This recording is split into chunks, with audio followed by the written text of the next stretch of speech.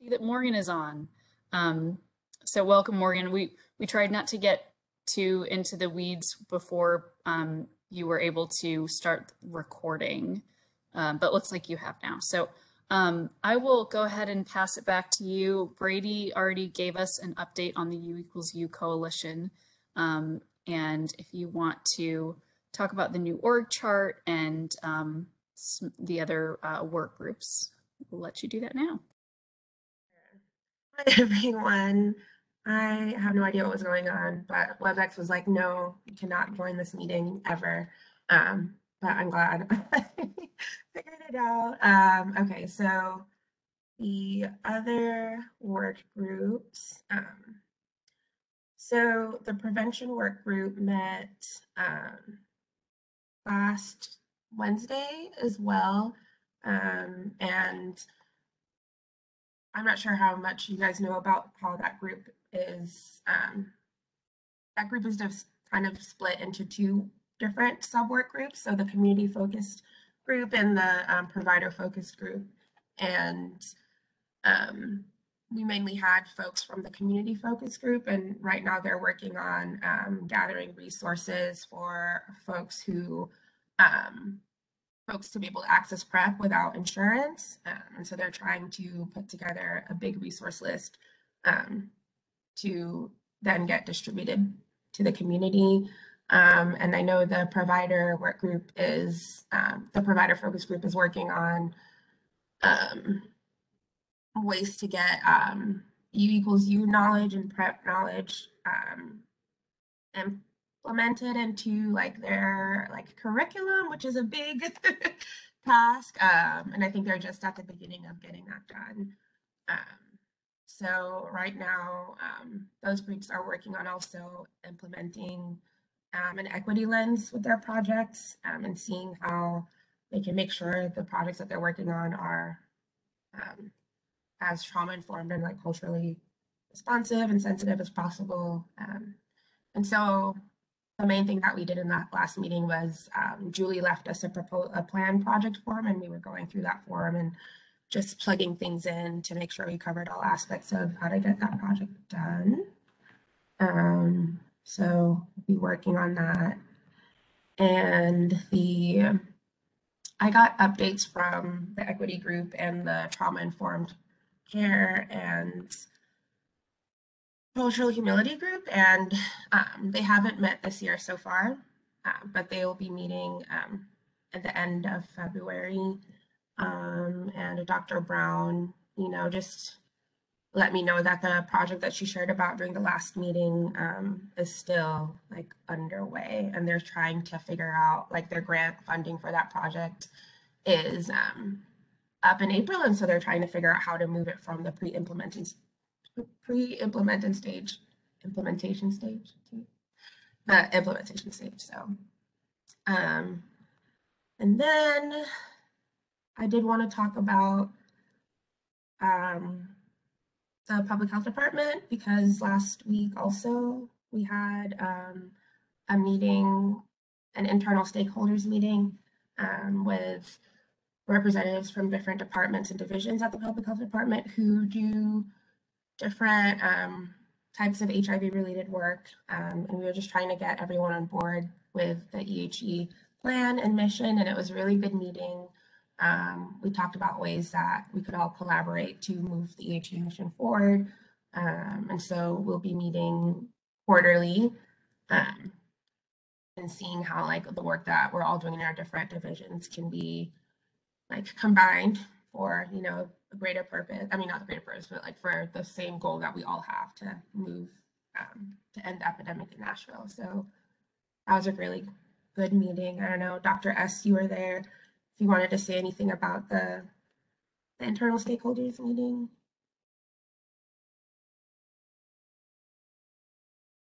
Sorry, there was some noise outside of my office. Did you call on me? I did. I don't know if you wanted Okay, to say anything about like the Sorry, we have a busy clinic days and we have a lot of kids in, so they're just leaving. Yeah, it was a good meeting. I know the group had not met in, I believe, a year or more. So we had different we have representation from different groups within the health department that kind of touch on people living with HIV and AIDS, and also ending the epidemic. So it was a good meeting and kind of brainstorming how we can continue to work together and decrease the silos within the health department.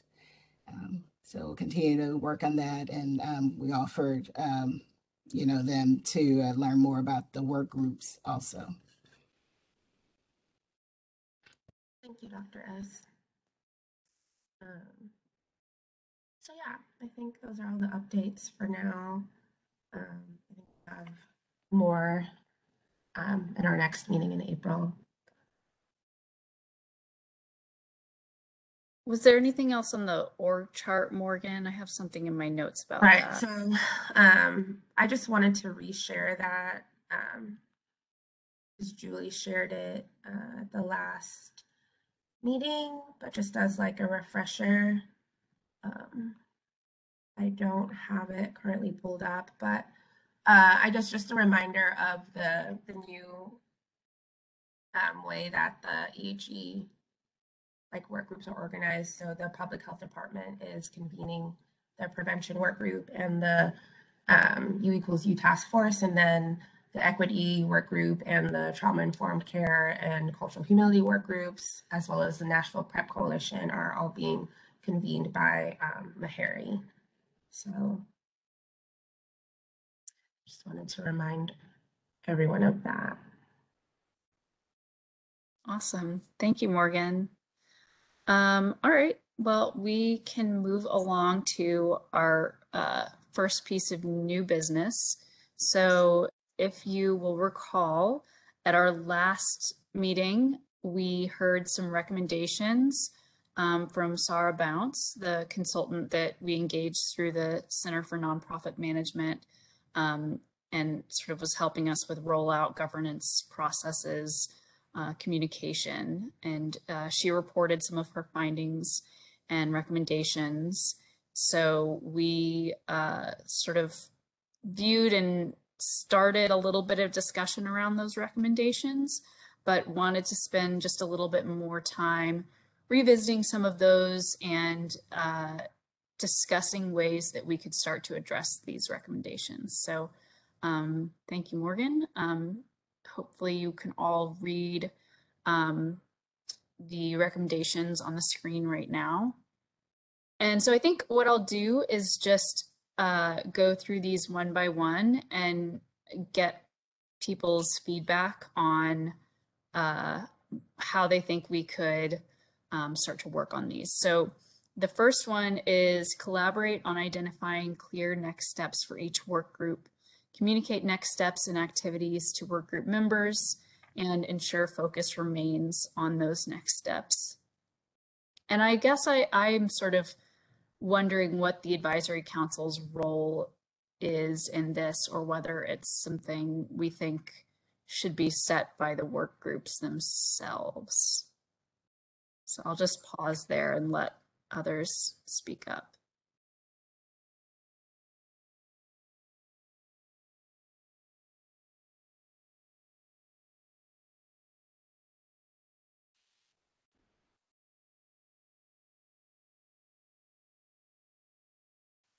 I guess without directly answering your question, Claire, being a new member to the council, my question would be, how do we find out more about the work groups and their meeting times? Is it possible for the council members to sit in on those work groups to learn more? Yeah, Claire, I was going to add exactly the same. We're kind of new to this, so I think the work groups, from what I see, I know it's Metro Health Department, U=U, but what are the other groups? I know some of them are probably represented on this call, but we don't actually, I know you introduced them in the last meeting, but like putting the names to the faces and exactly what those work groups are would be so helpful. Yeah, and I think actually, I think this comes up later in the recommendations, that there should be more advisory council participation in work groups, and that also that work groups should be doing more to communicate what they're doing on a regular basis. So I think maybe just to tackle one of the bigger issues that I saw emerging from these recommendations is related to communication and how we're getting the word out about the work groups. And there was one particular suggestion. Let's see. Can you scroll down a little bit, Morgan? Okay. So under communication, item 4, it has to do with emailing EHE participants regularly to provide updates on EHE progress and advisory council, leadership team, etc. So there did used to be an EHE newsletter, and I think it may have gone away when Sierra left. I'm not really sure what happened to it. And Morgan and Lillian, maybe you have ideas about, maybe you know more about that than I do, but it seems to me that newsletter needs to be revamped and maybe include, before it mostly included community events and training opportunities and things like that, which is all great, but probably it needs to include more information about what the advisory council is doing and what each of the work groups are doing and how you can get involved with the work groups and who to contact about that. Yeah, so I can speak to that a little bit. I will be doing those newsletters now, and definitely think that it would be great to have those kinds of updates or have it focused more around that and keeping everyone informed versus, I guess, what it was before. So the first one will be this month, and it will be happening on like a monthly basis. So. And I think if we can include dates of when the meetings are taking place and maybe even Zoom links so that people can join if they want to. I don't know if, or maybe just contact information rather than Zoom links for the co-chairs of those work groups. But I do think it would be great. I know that everybody on the advisory council is really, really busy.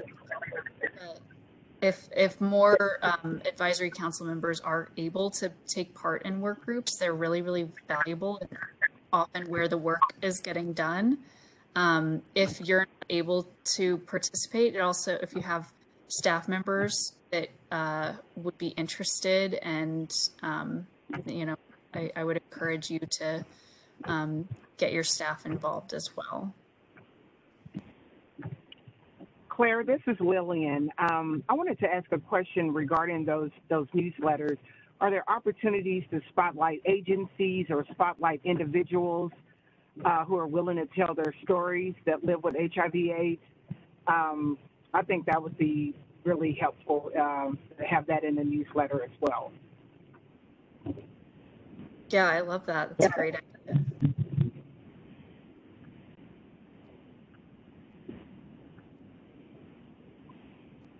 And Morgan, did you say those are going to go out monthly?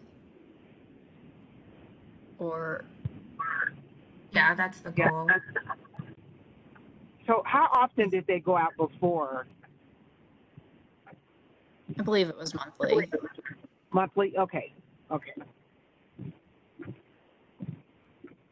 And the work groups meet on a monthly basis as well. So, what are you going to say, Claire?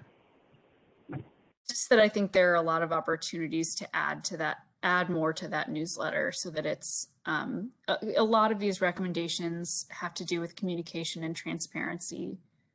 And I think that we could really feel like, make people feel like they are more involved and have more of a stake in the whole process if we include a lot more detail in the newsletters about what's actually happening.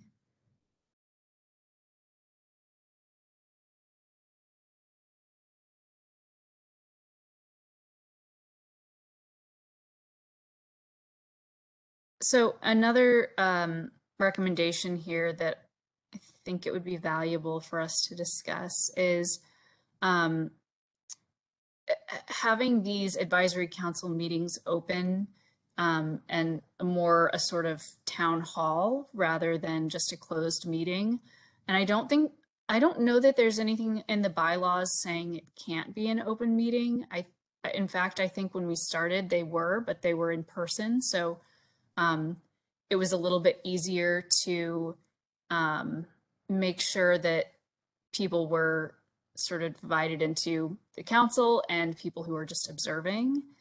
I think that's a little bit tougher with the virtual space. So I'm wondering, I don't really know as much about WebEx, but is that something we would be able to do, is have all of the advisory council members as sort of panelists or hosts or something, and then non-council members are just participants?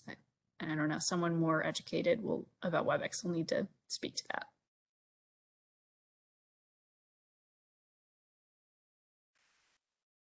At this point, I don't know, but I can definitely explore it.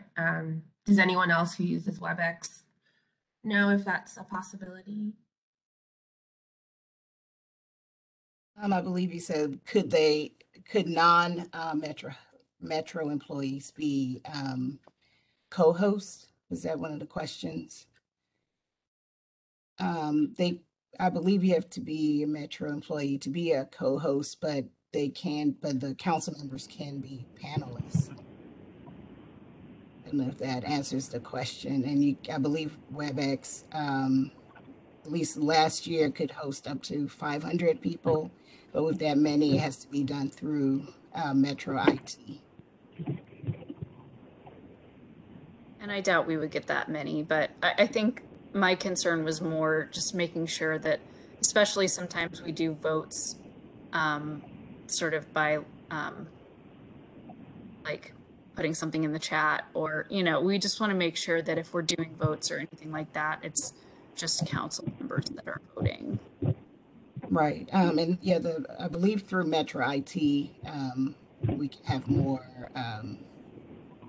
control over that. So it's possible. You're right. You're right, Dr. Shakakai. And does anybody have any opposition to opening these meetings, making them more of a town hall?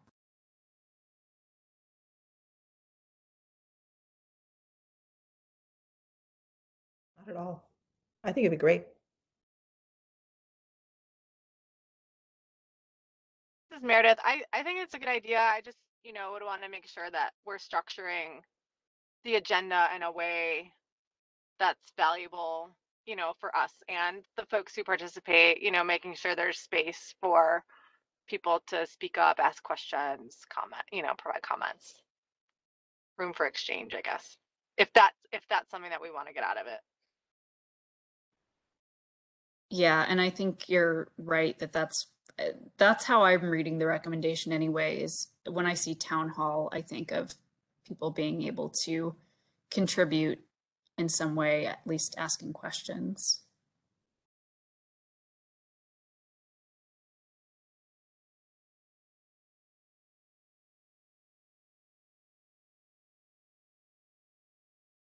So maybe something that's something we can work on for the next meeting is how we can open that up to allow other people to attend, and I guess we can advertise the next meeting in the next newsletter that goes out.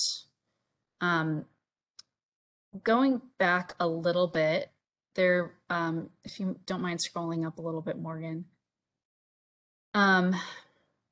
So another recommendation is to facilitate EHE's meetings with an intentional effort towards equity.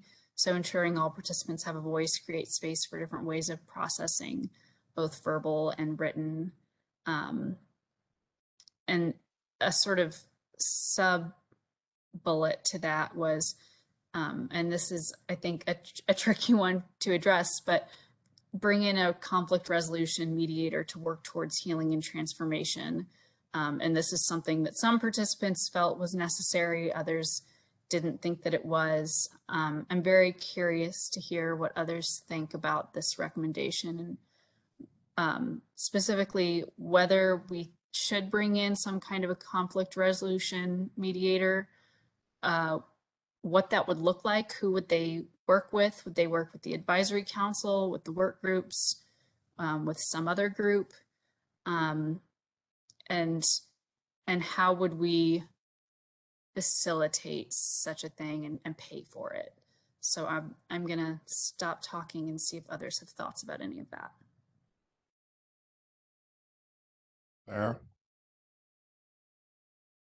Yes. it's Dr. Hildreth. Can you tell us what the genesis for this recommendation was? Was there a issue or meeting or something that happened that prompted this recommendation? Just curious. So I believe that this came about because there were multiple people who were interviewed as part of the key informant interview process and focus groups maybe that mentioned long-standing tension between different organizations in Nashville that serve people with HIV, and some conflicts over funding allocation and just differences in philosophy. And a lot of people felt like it was hindering the forward progress of EHE, and that some things wouldn't be able to get done unless there was some healing. And then other people didn't feel that way at all. So I think that's why it's a kind of difficult thing to address, is some people don't see any issue and others do. And it's kind of hard to come right out and say what exactly these issues even are. Okay, well, all right. I think I get it.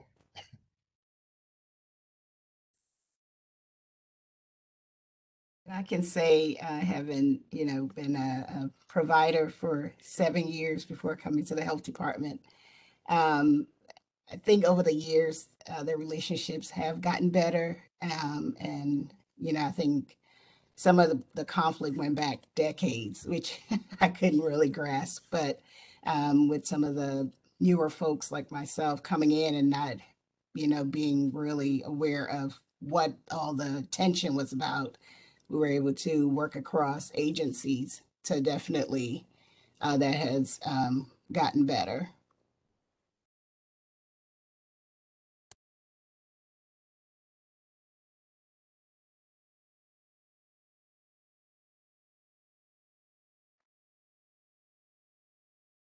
Does anyone else have anything to add on this?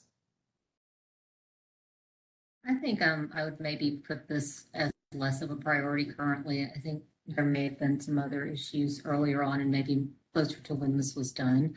I think it's something we don't take our finger off of, or don't let it slip between the cracks, but I think it's something we could potentially, kind of table it down on the priorities. And I think with the increased communication, I think that this will kind of help a lot with that as well. And then relook at it in a few months and make sure that, a lot of people don't have an issue with it being less prioritized.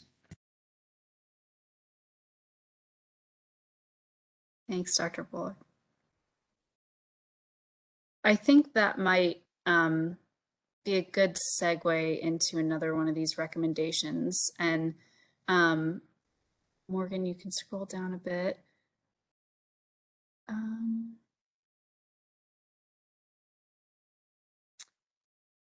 Well, now I can't remember where this one was. Go up a little bit more. Okay. This one, number 3 up there, host a regular meeting once or twice a year for all EHE participants, including advisory council leadership team, work groups, and other EHE partners. This was something that a lot of people felt was very important, but were worried about the amount of work it would be. And I do think that maybe rather than just jumping ahead and bringing in an actual mediator, maybe it would be better to start with just doing more events that bring in the whole EHE community and having a little bit more involvement. Hopefully we can start doing events in person again sometime soon. I do think that would probably be a more logical next step.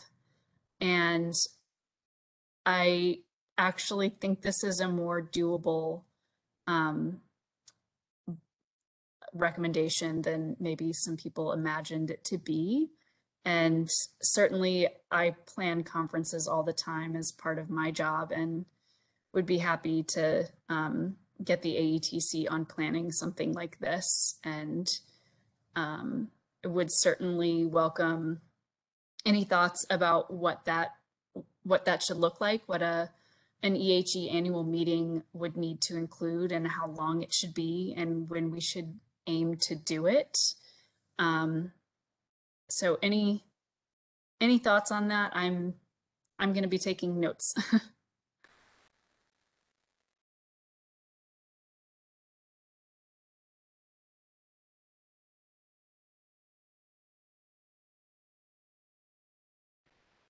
I do think we could probably start with at least once a year. The question would be is how formal or informal do we want it to be? And obviously you wouldn't want it to be so formal that people didn't have the ability to really interact with each other in the way in which we want everybody to. So obviously you also have to deal with the time constraints, just half a day work. I think that's much more conducive to a lot of people's schedules versus a whole day.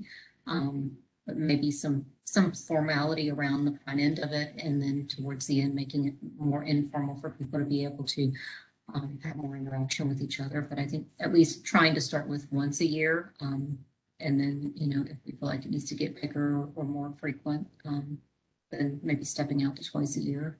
I do think it would definitely help in just kind of bringing everybody together and talking about what's going on and what we're doing. Just putting faces with, you know, activities.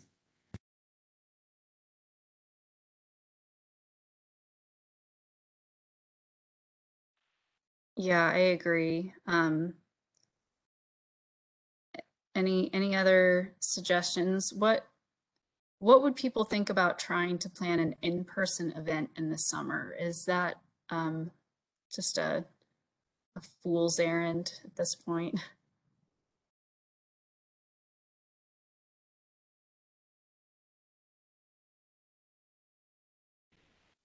We could try, maybe more towards the end of the summer, maybe be a little bit better, but we can try.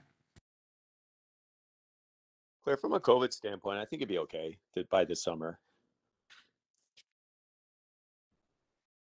Sean is notoriously good at predicting when the peaks and valleys in COVID. So, and when I'm wrong, just rescheduling.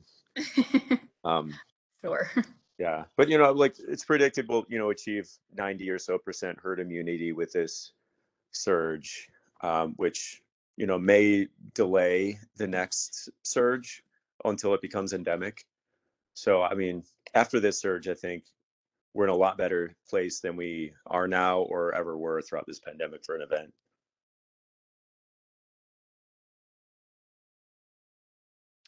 This is Meredith. I think just in terms of timing, I would want to think about, you know, what's the goal of the meeting? Is it an opportunity to report on progress? Would we have, you know, like timely data to share? Is it a good time to reflect on, you know, the goals, targets, where we are, where we're going, like that kind of thing? So like, I don't know, that's just one thing that comes to mind when you think about getting together and wanting to know, you know, about the progress made. Like, is August 2022 kind of like logical in terms of the time it's been since the implementation of the plan, and have we had an opportunity to gather and digest and translate data to kind of facilitate those conversations? I think the answer is yes, but I just want to put it out there. Well, it's a great point. And is there a time of year that, I mean, I know that the health department is always gathering data about HIV in Nashville and across the state. And is there a time of year that those reports tend to come out, and when it would make sense for us to host an event to share a little bit of that?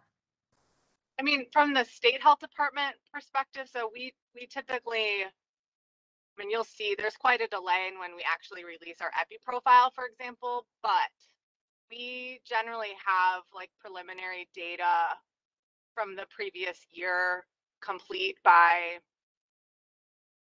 usually like the Vanderbilt Summit, right? Like when Dr. Talley does the state of the state.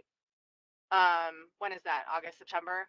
No, maybe it's later, actually. November, never mind. But those data would have been kind of already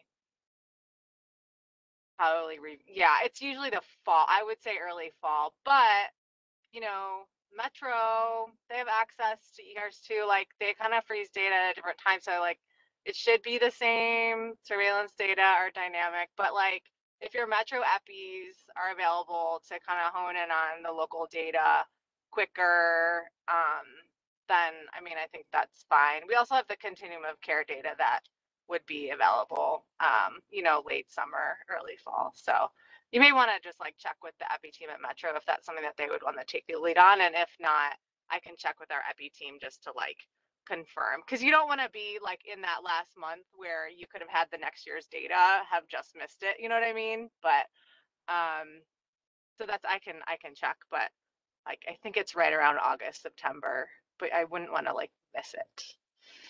For Ryan White Part A, which comes to Metro, they usually have their epi profile either in June or July, and give that presentation during those months. Yeah, that's a good point. Yeah. Yeah.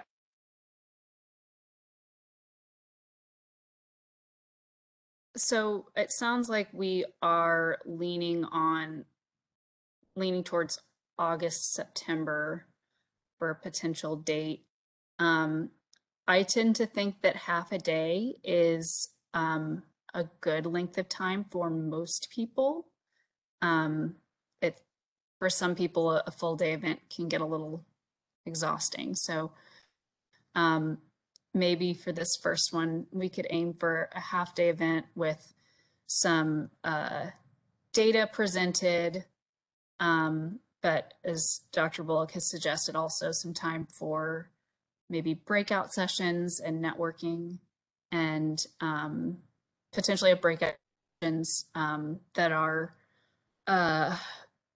based around the different work groups that we have currently. And I'm sorry, Fatima, I didn't even answer your question when you asked what are the work groups. So we sort of briefly touched on them earlier when Morgan was presenting updates, but there is a prevention work group, a U equals U task force, an equity work group, a trauma-informed care and cultural humility work group, and the Nashville Prep Coalition, which is, I think, distinct from the prevention work group. So anyway, it is, okay. Any other suggestions for what we would want to include in an EHE community event?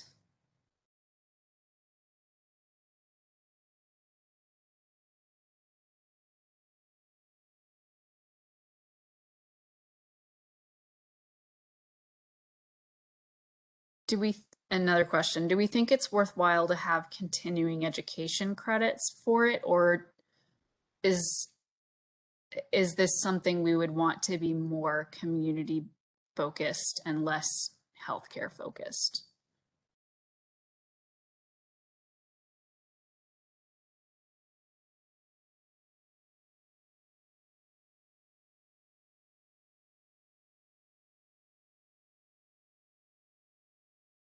I'm going to interpret that silence as no need for continuing education. I think you could go. I think you could go either way. Sometimes it gets a little hard to do continuing education, but I personally would like to see it a little bit more community focused.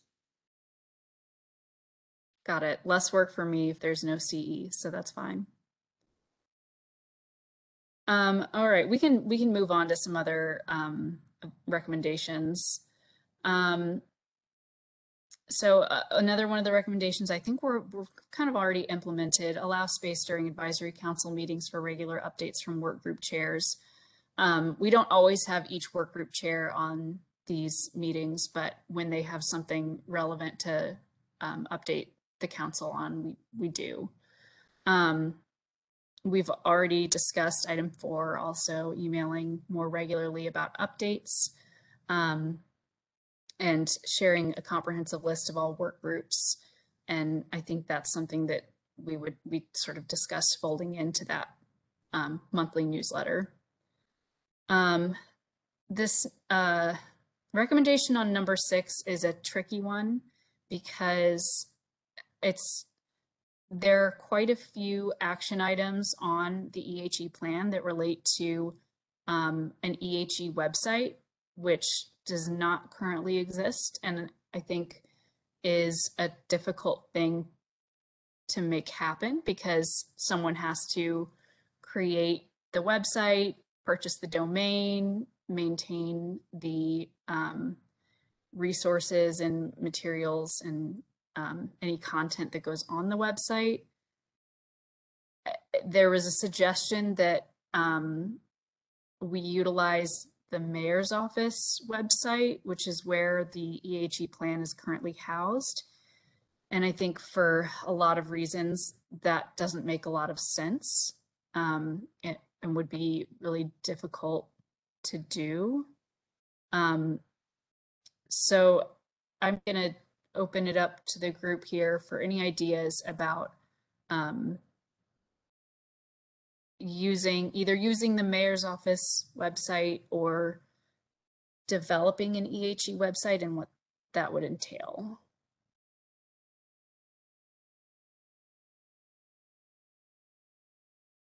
This is Meredith. I'll add, I don't know if anyone's interested or has seen it, but our End This Endemic website is external to TDH, and we did that intentionally, you know, really to send the message that it's a community-driven process, but also just the opportunity to like make it look modern and accessible, right? Which sometimes our TDH website is not. So, you know, I can dig up what that kind of startup build-up cost was. I can share the information for our web developer. She still maintains the site. Maintenance phase is honestly not as bad as I thought it would be, but yes, you still need a program person to make sure the materials and the content get updated. But like once you have it built out, it's actually not that bad in terms of like maintenance and management, as long as you don't like make a complicated website that requires a lot of updating. But anyways, whatever kind of information related to that would be useful, let me know and I can dig that up. And Amber Coyne really worked closely with a web developer too, and she can kind of provide more insights on that as well. That would be incredibly helpful.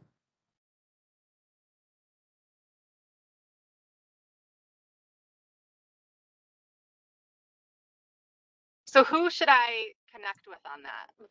You, Claire, or someone else? Probably me and Dr. Bullock and Morgan and Morgan. Okay. Yeah. Okay. Well, that's great. I guess we don't really need to talk about that one anymore. We'll see what Meredith's able to come up with. And this next one, having more formal meeting notes and sharing those out, that would have been a great one for me to do before this meeting started. I don't know if anybody's taking notes, but we are recording it. So I'm taking notes and also awesome. look back and make sure they're super formal. Not just recording. Morgan's on it. And provide the EHE plan to all participants. It's available online, but if we are able to get a website up and running, of course, that's something we would certainly include there as well.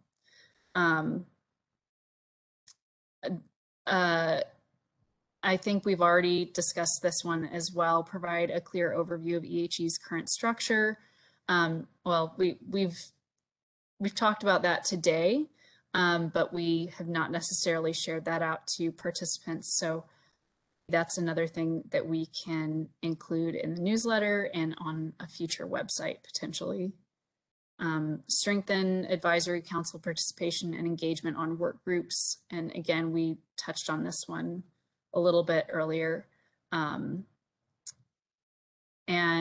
next one, all EHE groups examine their membership for diversity, possibly through a member demographic survey, and determine where gaps exist in representation within all groups.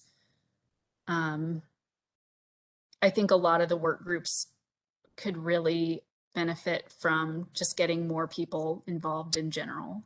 So if we push more information out about how to get involved, we can get a little bit more diversity and just in general more people involved on some of these work groups. Brainstorm ways to increase engagement from underrepresented population, especially those of impacted populations. Does anybody have suggestions for how we might sort of elicit more engagement, especially I think from the community of people living with HIV to be involved in the process?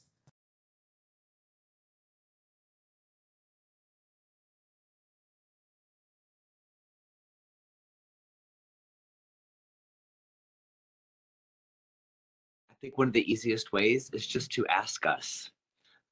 We have several people here that, oversee a lot of our ASOs and CBOs that deal directly with people living with HIV. I think we've asked in the past if they know of anyone. This could be a conversation that could be had and just see if that person's interested. And if not, there are like lots of resources available to people on how to find your voice, on how to use your voice, on how to tell your story. But I think we just need to ask them. I don't know if anybody has even reached out to the community and to see, because I know that I've been the only person living with HIV on this advisory council for a while, and that's been one of my things that I keep brought up with Julie a lot is I'm, especially me, my face, I'm not what HIV looks like, in our entire community, and we need to have that representation here.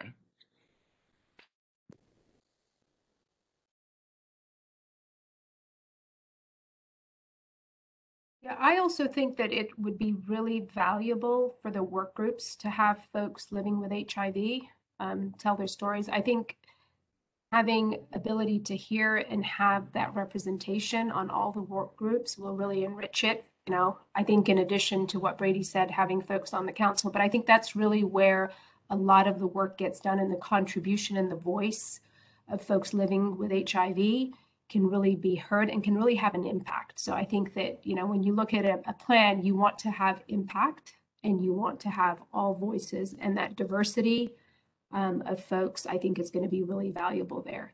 And then from there, it's like you're really helping folks to really be able to understand what this is all about. Because I think this platform, to be honest, is probably not the best place. I think Brady has had a lot of experience serving on different, councils, but to try to bring somebody in without really being able to support them, to understand how they're going to support the larger council can really be intimidating. And I think that, to really have the voice and to really fulfill what we're trying to accomplish in really making sure that their voices are heard, because this plan is for them and about them, I think it's going to be really valuable.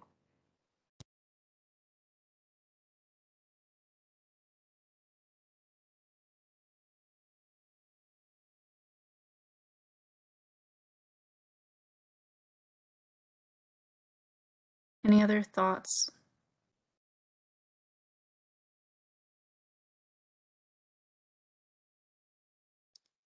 I think you both bring up great points, and I wonder,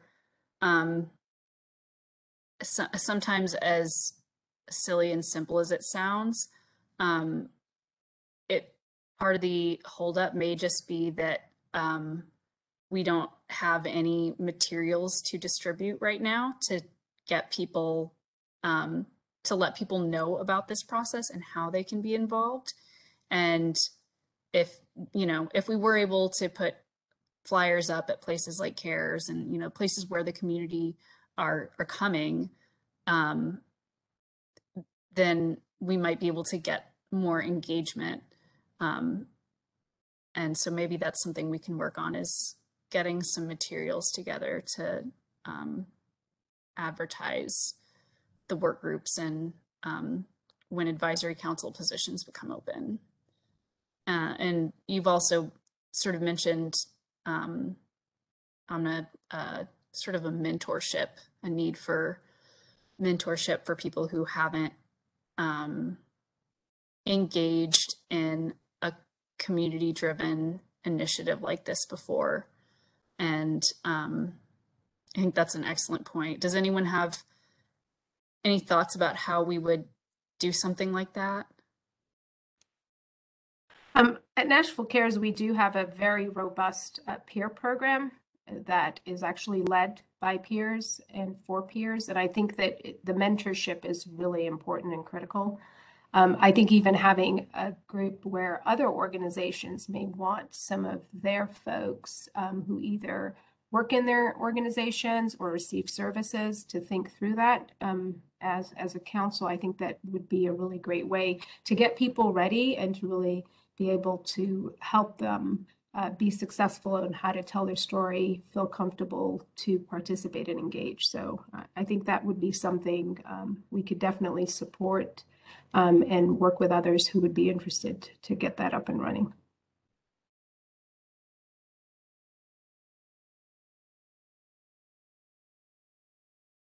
Awesome. So I'll just, in the interest of time, move on to these last, I think these are the last two. Are there more on the next page, Morgan? I can't remember.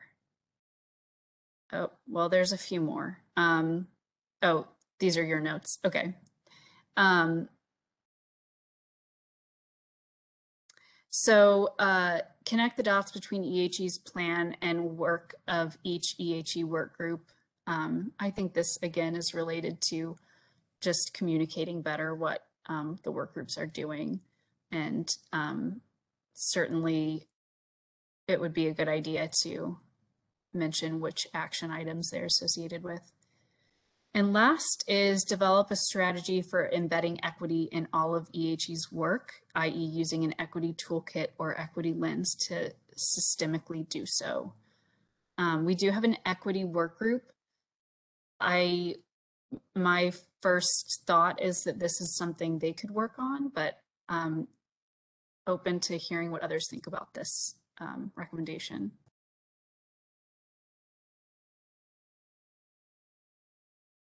The work group actually has developed a preliminary equity lens to be applied to EHE projects. And I think that's going to be kind of piloted with one of the prevention work groups projects. So I can share that lens with everyone. In fact, I will. It's currently in REDCap, but I can send a document version so you can all see what it involves currently. But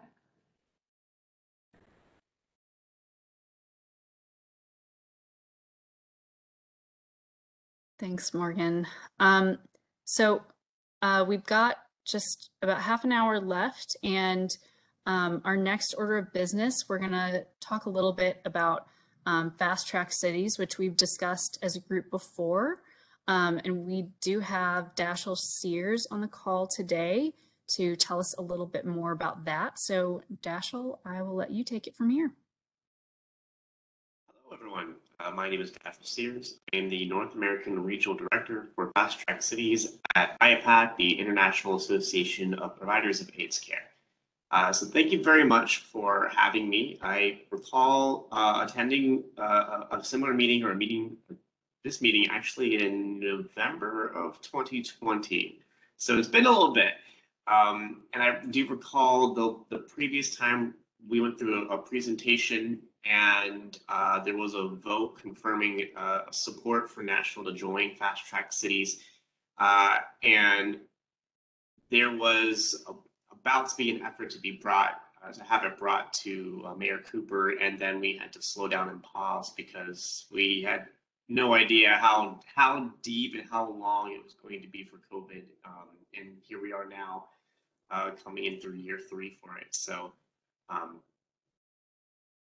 it's been quite a number of months, and I've been through a lot of different iterations of different Fast Track Cities meetings, different EHE meetings that have been on and off, and it's very humbling to see the amount of pressure and the amount of work that has gone into addressing COVID in the scope of keeping HIV services afloat. So it's a great credit for everyone who was involved in keeping those services continuing during COVID. It is not easy, and it was not easy, and very big mountains to climb. And hopefully we're seeing that ebbing as we're getting vaccinations out. But my goal today is to just give a quick refresher for anyone who may not have been at that meeting specifically or been a part of those kind of conversations before, about Fast Track Cities, what we're doing when integrating ourselves with EHE, synergizing our efforts, and what we have for Nashville. I will let you know that previously we spoke that we had funds available to work with Nashville specifically to do some workshops and also to build a dashboard website. And based on the previous discussion today, I think that dashboard and that website could be a great tool for you. But first, would it be okay if I was able to share my screen and I can just go through my very brief PowerPoint presentation, and then I can also share an example of the dashboard. I don't have that capability. I don't know if someone can grant me that capability. Oh, there we go. Let's see if I can actually share. So let's go ahead and share this screen. And start from the beginning. Okay. So, again, we are Fast Track Cities, and we are synergizing ourselves with Ending the Epidemic in the US, but as an international global scope, we work with multiple kinds of partners around the world. With Fast Track Cities in the US, we started in 2014 with it was an initiative launched by the city of Paris. Our main collaborators globally are the City of Paris, UNAIDS, UN Habitat, and then IAPAC as the technical administrator for it. We started off with 26 cities. We have now grown to actually over 380 cities. This past year, we signed on in the United States, Tampa, Pittsburgh, and Springfield, Massachusetts. And I'm currently in conversations with several other cities, El Paso. I also will let you know, not to start a competition or anything, but Memphis is currently in conversations with me and their mayor to actually sign on as well. So, not that but they're on their way, as well as some other additional cities. So part of what we are doing, what is like Fast Track Cities itself. Fast Track Cities is based around the Paris Declarations. The Paris Declarations have been updated to its 4th iteration last year. They align ourselves with the UN AIDS goals of 95, 95, 95, with additional markers for quality of life, quality of care, attaining zero new HIV infections and 0 new AIDS-related deaths by 2030, which falls in line with, again, the same type of goals for EHE, which are the 95 goals by 2025, and attaining 0 as well as addressing things such as stigma, discrimination, and social transformation. I'll just go through. what do we do? What does the Paris Declarations really dedicate a city to do? It's aligning themselves with the messaging of U equals U, which the Prevention Access Campaign is an excellent partner. I'm very glad that you are going to be part of that as far as the Nashville-based outreach and hiring some ambassadors as well. Actually, Bruce is actually lives a couple blocks from me, so I see him on a regular basis out and about. He's a great guy. Scaling up combination HIV prevention therapies. For IAPAC, originally we are an HIV education nonprofit that started about 30 years ago. So our main focus has been to educate clinicians and providers on HIV and spreading that information. So we're always keeping ourselves up to date on the new medicines, clinical practices that are happening around the world. But having cities dedicate themselves to scaling up those practices and those combination prevention therapies where they can, having that dedication to doing so as part of the plan to address HIV, addressing syndemic conditions of mental health and substance use, addressing comorbidities associated with aging. We have the silver tsunami happening globally, but what does that mean for those who are aging with HIV? So addressing those comorbidities that are associated with that. I mentioned stigma and discrimination, social transformation, dedicating a city or a jurisdiction to an enabling environment of policies and practices and addressing underlying conditions that affect inequalities and inequities in health and in HIV. Dedication to HPV and HCV elimination, and the TB 90-90-90 goals as well. So cities that want to join Fast Track Cities, or any jurisdiction, technically we have counties and we have whole national nations that have signed on to the Fast Track Cities doctrine of the Paris Declarations. They simply have to sign this, and that introduces them into being a Fast Track City.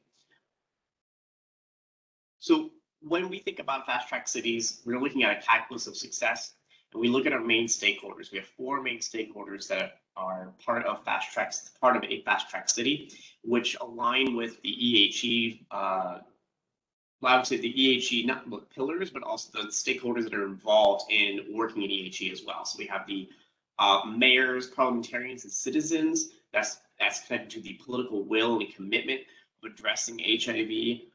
And looking at it through a holistic lens. We have community engagement, which is people having a right to the city, a right for the community to be self-determinant, how they want to be viewed, what their care looks like, and their involvement in building a community-based and community-focused HIV plan, TB plan, HCV plan, public health leadership. So the health department and the health administration of a jurisdiction, that falls under a technical handshake, which leads us to data-driven and equity-based planning. That technical handshake is really an agreement for the transparent use of data for accountability. A little bit later, I'll show a dashboard of what that looks like. Health system capacity building, again, stigma and discrimination elimination as main goals, in addition to clinical goals, but social goals for addressing HIV. Quality of life, quality of care, and health equity assessments. We have best practice sharing, and we have an implementation science fund. So our alignment with EHE, along with everything I have talked about, really EHE, well, Fast Track Cities for EHE is essentially a framework for this stakeholder engagement. As you can see by our graph here, you know what? I'm not sharing screen, aren't I? I'm not sharing the right screen. Am I just sharing? No.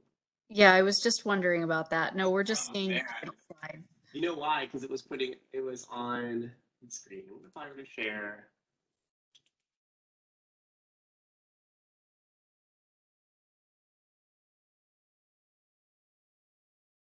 There we go. This should be better. This is what you should be seeing. Okay. So I'll go back to just so you can see.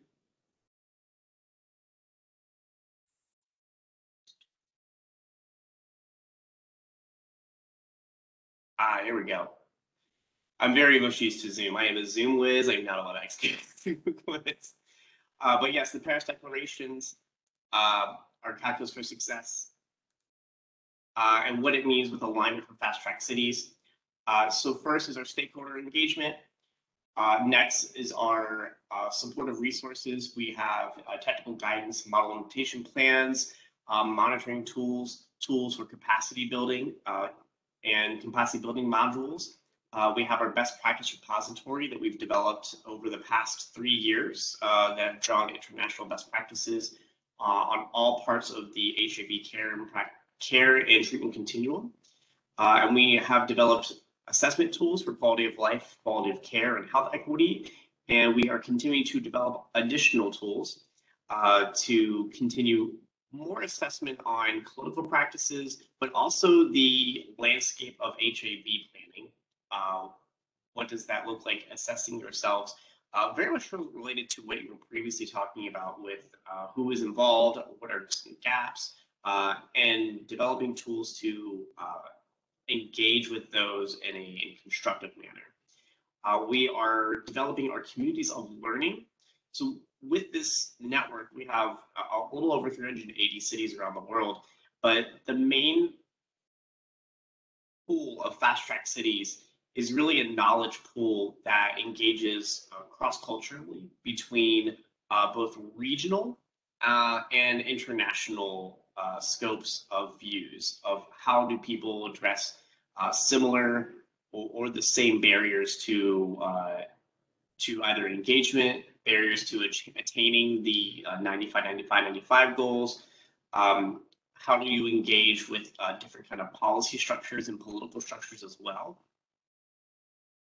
And then finally, our focus on social enablers for the optimal HIV and other health outcomes.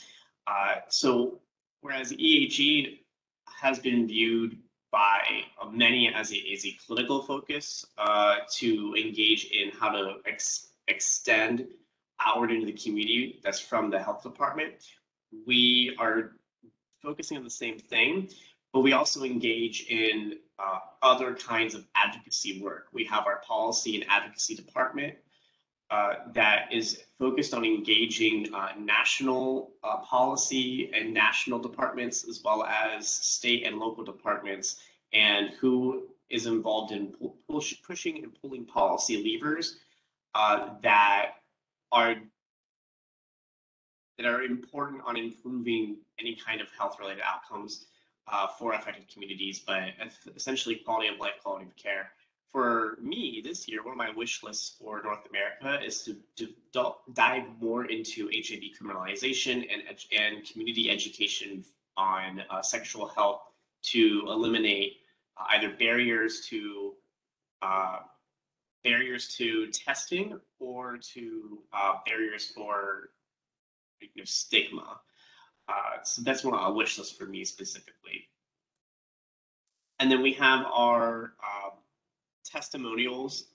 We have several commissioners and community stakeholders and mayors that support fast track cities as a framework for engagement with the community, but to also address specifically monitoring 90-90-90 and pushing themselves towards that. So we have those that are available. So that is my quick presentation on fast track cities and EHE. So now let's see to stop sharing. So I spoke a little bit about the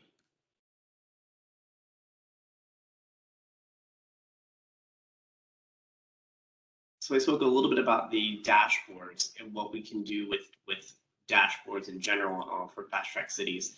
I wanted to show you an example of a dashboard we have funding to help build for Nashville. I'll show you New Orleans.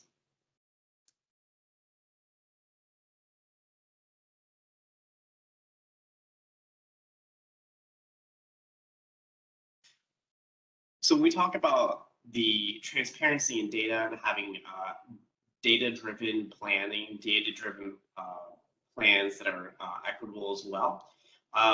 One of our tools, monitoring tools, is a dashboard. So this is an example from New Orleans. A basic dashboard has a city's name, flag, and the top executive, whether it's one, which could be the mayor, or it could be two that switches back and forth. If it's a mayor and a county councilor that has their picture and a quote about HIV.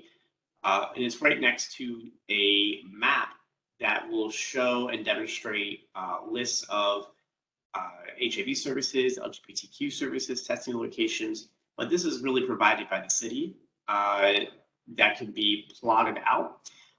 One thing that the city of New Orleans collects and has elected to demonstrate are things like zip code level data on new HIV diagnoses.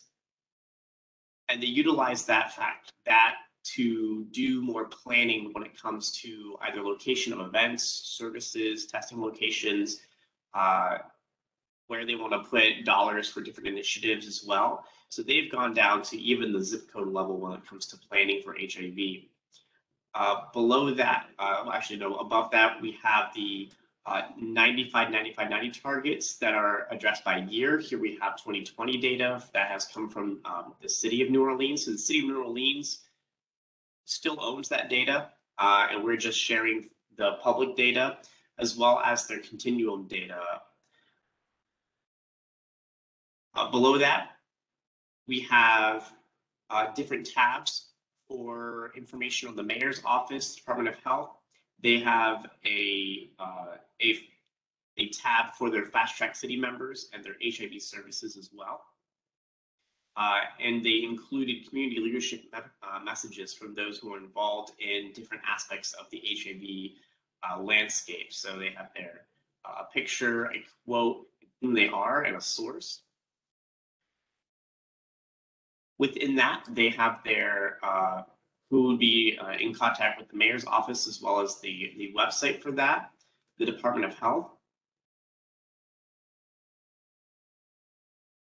as well as some pictures from events. They have a task force. They've listed who they are and their contact information, and a repository of HIV services separated by what focus area those services are or where they can be located, as well as their contact information, hours of operation, and the primary services that they offer. And those are separated by different silos, I would say. Some of them list them multiple times if they do multiple things. And then there are additional tabs up here. So with this data gets transferred automatically into data visualizations. So the city has elected to monitor various things when it comes to their HIV treatment and care of what they would like to monitor and demonstrate. And they also have automatically made visualizations when it comes to graphs. These are going to have a little bit of an overhaul, so they'll look a little nicer, a little cleaner. But essentially, they show it over a couple of years since they started in 2016, and how they have either changed or adjusted. And they utilize this either for both planning and for fundraising. When they talk about doing new initiatives, they want to demonstrate new things towards funders or towards coalition partners or foundations. They usually download and pull these off of their off of the dashboard to utilize. And these are automatically generated as well. So they have PrEP coverage, exposure category, viral suppression, subpopulations as well. And there's also a resources tab. Earlier you spoke about building a website where all of the EHE information, all of the notes, links could be housed. So for New Orleans, and for actually all cities that have a dashboard like this, there is a resource tab that separated out their links and their documents that's publicly facing that can be clicked in and accessed for the public to utilize. There's also links and resources that are global resources and Fast Track Cities specific ones, which will be our implementation plan strategy, our technical presentations, and our updates and executive summaries, as well as links to their statewide programs and the statewide office link so that people could automatically go directly to a different website. So if there's something that wants to be housed in something like this, you can make another grouping for it, or you can include it in a different group as well. And then after that are partners, which lists all of us, as well as UNH, City of Paris, and some of our key opinion leaders from around the world. So I'm actually I like our global web portal and demonstrating it because you can pop out of your city and you can go and see any other cities and their dashboards as well if they're part of Fast Track Cities. So Nashville will be housed in North America, and you can see yourselves in comparison to other Fast Track Cities in North America. But you can also access that the same information from Asia, your European cities, your Middle Eastern, Latin American, and African cities. So I'll stop sharing right now.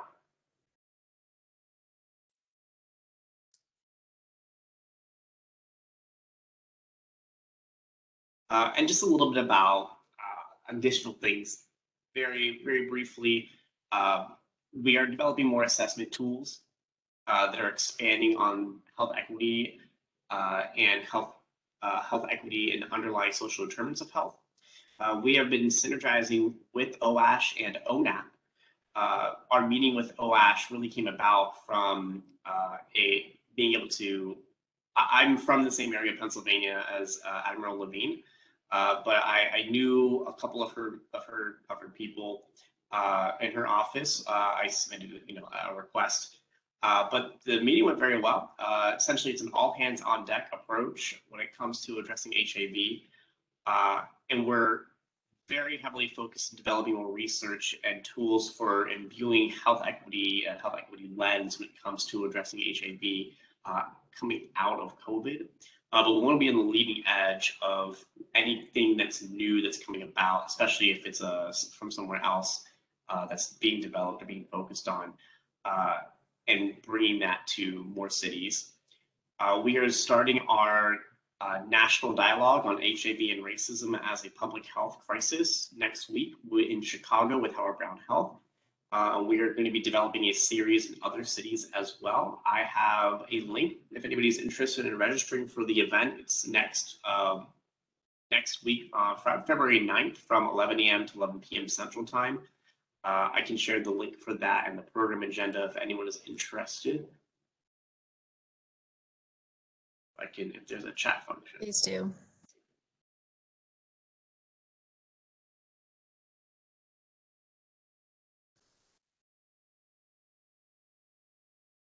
I guess it doesn't really show things. Would it be okay if I miss service? Would that be okay if I send it to you and you can send it out to everybody? I don't know, the hyperlink isn't working here. Absolutely.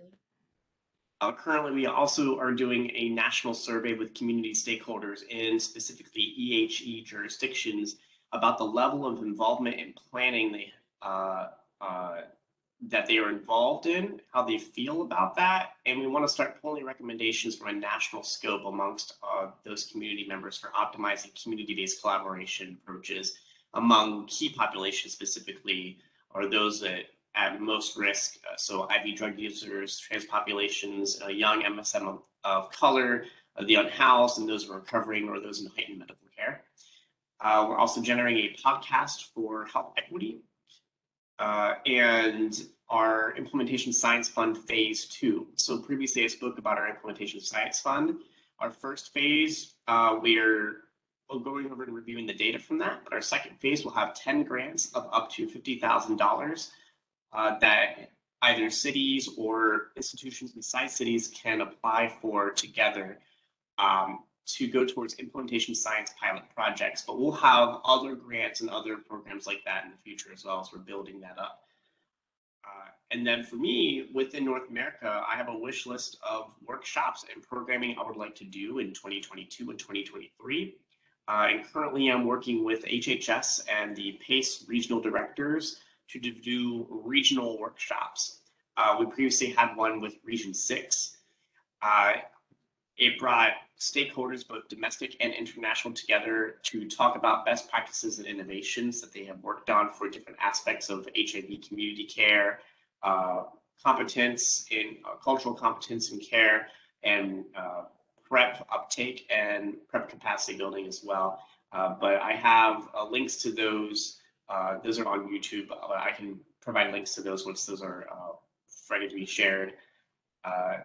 And the next one I'll be doing, I'm speaking with PACE Regional Director John Oguntimilade for Region 4 to do a similar 1.5-day workshop to that as well. I'll stop there because I spoke a lot, but I'm more than happy to answer any questions and to, if anyone is interested in how, like, what would we do with Nashville as far as like what would happen if say Nashville signed. We would do a signing ceremony. We would have money to do an implementation workshop and also to then build a dashboard that could be similar, however Nashville would like it to be built, like New Orleans. And then to do a dashboard optimization workshop after that of how to utilize the dashboard, what you would want to be put on the dashboard, and how you would like it to look. It's very community-based and community-driven, and what the city wants to look at, what they want to observe. If they want to add things onto it, if they want to take things off it, like we don't really want to do that, but we want to do this. Dashboards are really up to what the city wants to utilize for it. But I'll stop there. Thanks, Dashel. And I know that we're bumping up against time here. So I think that the council already voted to move forward on this. I'm not sure we need to hold another vote. And I guess my question would just be, I guess maybe we can follow up with you, me and Dr. Bullock can talk with you a little more about next steps for us in terms of what we would need to present to the mayor and how we could get this done. Absolutely. We've done different things with signing ceremonies, both virtual and in person. The last thing I went to sign with Pittsburgh. Dr. Jose Zuniga, my CEO, and we traveled there, did a small in-person ceremony. So it is possible if that's something you're comfortable with, or we could also do it virtually. I personally, selfishly, would like to go to Nashville because I've heard about your hot chicken. I really want it. So please, if we could do that soon. I've been in this apartment for so long. I'm recovering from COVID as well, so it's been about 2 weeks for me. But I'm looking forward to what next steps we could do, and if we can do, if it's something of interest, then of course having a signing ceremony would be great. But making sure that we're all okay with that, what we'd like to do, and I have a lot of set examples for how things could go, workshops and ceremonies like that. So we could put together something as quickly as you're comfortable with. Awesome. Does anyone have questions about Fast Track Cities? I'm going to put my email in the chat as well. Great. Well, in that case, I think we're all still, unless anyone feels otherwise, I think we're all still on board with this. And sounds like the dashboard was really cool to see. Thank you for showing that.